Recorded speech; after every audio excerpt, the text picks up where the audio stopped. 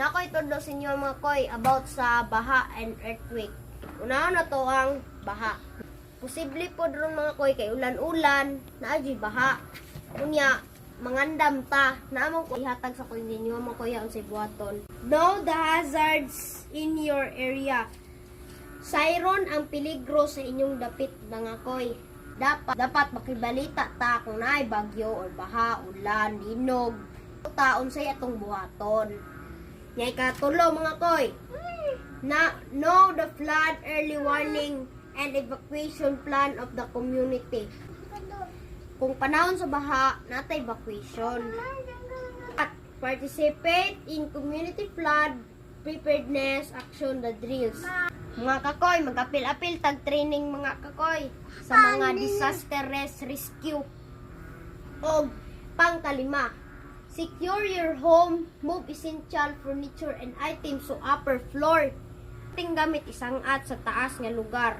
O before evacuating, turn off the main switch, electricity and water and LPG tanks. Kung before ta mo evacuate, atong pang-off ang mga breaker, mga switch, electricity and LPG. Ikaunom, put livestock and pets in safe area designated evacuation site for animals. Evacuate ang inyong mga alaga mga koy. Nga luwas sila dito silang lugar nga dili sila maaygo sa baha. O pang pito, when order is received, immediately evacuate to higher and safety grounds. Kung adunay abiso gikan sa otoridad, luwas nga lugar nga dili mo maabtan sa baha. Ato'y atong buhato na to pag magbaha. Napay pangkaduha. During, stay on higher grounds. Pondo dito sa pinakaibabaw nga lugar. Stay indoors and stay tuned our latest new weather updates. Do not touch electrical equipment if you are wet or standing in flood water. Kung ikaw nabasa o nakatindog sa tubig, kay pag imo nagunitan, kirig ka!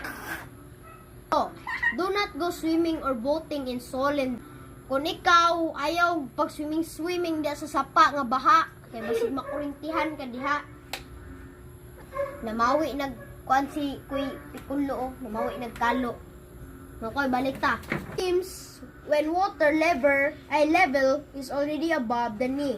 Do not walk or drive through the flooded areas. Dili na bisan pag nagbaha na, ayaw na paglakaw-lakaw, mag-drive og sakyanan sa baha. Panglas, after, stay alert and keep safe. Kung pagkawa na sa baha, leave the evacuation area or only authorities say it's safe to return home. Diha na biya sa evacuation area kung luwas na mo uli sa panimalay base pa hibalo sa otoridad. Report a fallen trees and electric post to proper authorities. Katulo sa after.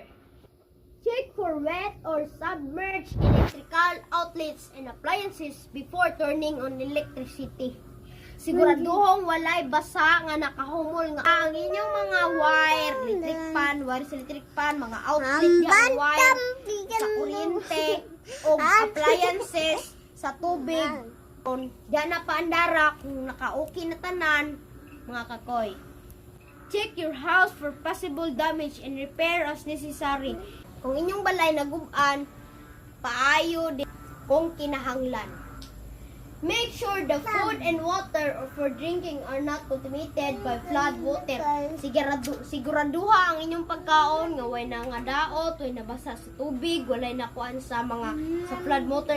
Kung wala nabasa nga sa tubig sa baha, kanang wala nga pwede na siya kakuanon.